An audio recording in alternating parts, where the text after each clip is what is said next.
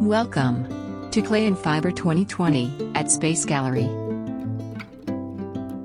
Featured in the main gallery, a collection of original wearable fiber art and functional clay pieces. Shown here are a few of the pieces in the show by Mary Scott. And get them: Judy Sims Barlow, Lori Hannon, Nicole Capew, and Robin Richards.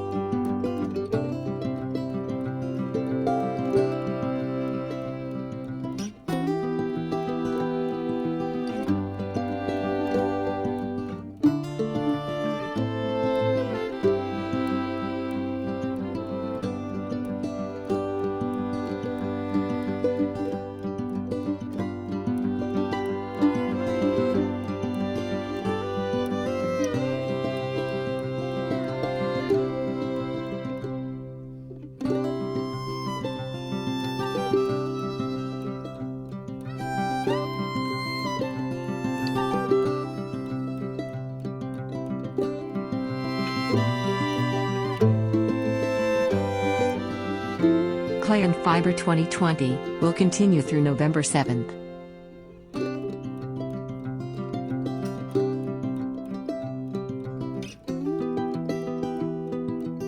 Kandinsky, the father of abstract art in the early 1900s, believed that art was true when it expressed an inner idea.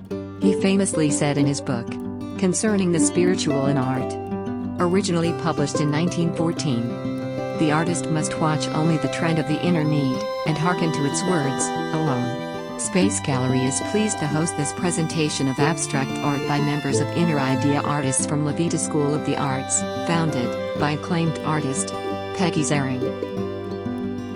Here's what some of the artists have to say about how they are inspired. I'm Peggy Zering. I have the La Vita School of the Arts, and I teach an abstract drawing and painting class based on the Kandinsky philosophy. And everyone who's showing here is painting off of the Kandinsky philosophy. So that's why we call ourselves Inner Idea artists, because we're not painting what our eyes see, but more what our hearts and souls feel, and that's called abstract. We realize that abstract art is not universally understood, I would say. I think it's a kind of art that will be appreciated, I trust, more and more as people understand better that it's not about what your eyes see. It's about what your heart and soul feel. This piece is a mixed media. I have a lot of different things in it. My husband and I lost our house and 6 other buildings in the spring fire in 2018. And so I've done a whole series of paintings now with remnants of the fire, burned up pieces from the fire. So that was a fan that burned up. So let's see. This is underground, so I have a root here. I like playing with things and incorporating them to see if I can get them all to work together. That I sort of see this one as what is buried. I think they work best with a lot of dark. You can see. I think that they can be kind of glaring, kind of over the top. Yeah, and then there are other pieces that you can probably find if you look hard enough. My normal process, which is to do charcoals, play music, dance around, have my complementary colors mixed before I start painting. I make what's called perfect gray, which is really what you would call black. And I have gesso for white and titanium So I just turned the canvases all different ways. I wasn't thinking of a composition, and just painted freely. So it's an energetic experience. It's not a skillful or technical experience. It's a flight of fancy. It's imaginative. It's there is some compositional element. I mean, there needs to be a strong lower left quadrant to ground the painting. There needs to be, many of these paintings can be seen from different perspectives. So we don't know whether it's portrait or landscape. We don't know if it's going to be upside down, for example. But we look at and see where the most qualities are to create a feeling of, you know, emotion in the viewer. And we know that abstract art is viewer friendly. People see what they want to see. So I'm not trying to promote any point of view except for a free expression of emotion through color. My name is Mary Cooper, and I'm from Revita, and we are all part of the Inner Idea Artist Group, which is inspired by Peggy Ziering, who's a teacher.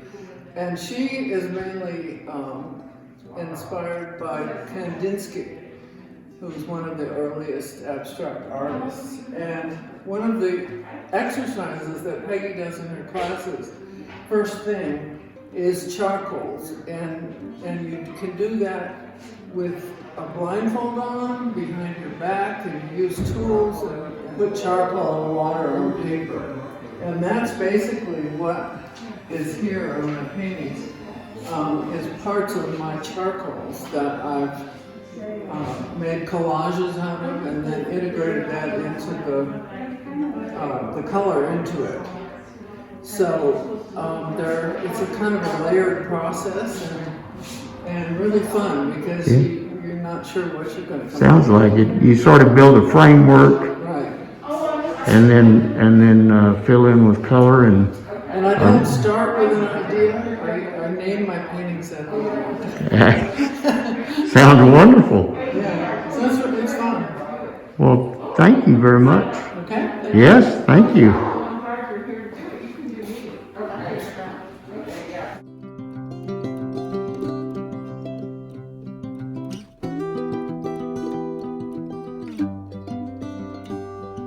Okay, I'm Lana Thomas, and I am in the show of two charcoal drawings, and it's where we start in our classes with Peggy, is drawing with charcoal, and these are both on paper.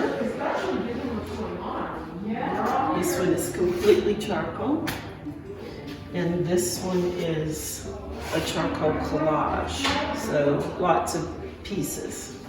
My process to start out is either stamping and printing, or rubbings.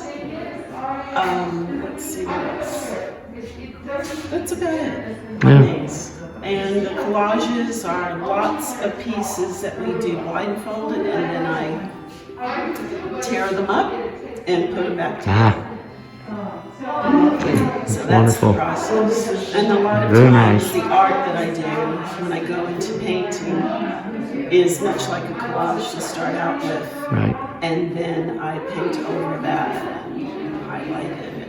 I think we'd all like to see more charcoal and ink You would? abstracts. And we We don't could see. do a whole show. There you go. We could do a pen and ink and charcoal and black and white photography. Wonderful. That might be good, and a lot of fresh flowers. Yeah, that'd be wonderful. I've been studying with Peggy for 15 years, or Wow. 20 years even, and it's fabulous. So, and thank you for doing this. Thank you. Thank you.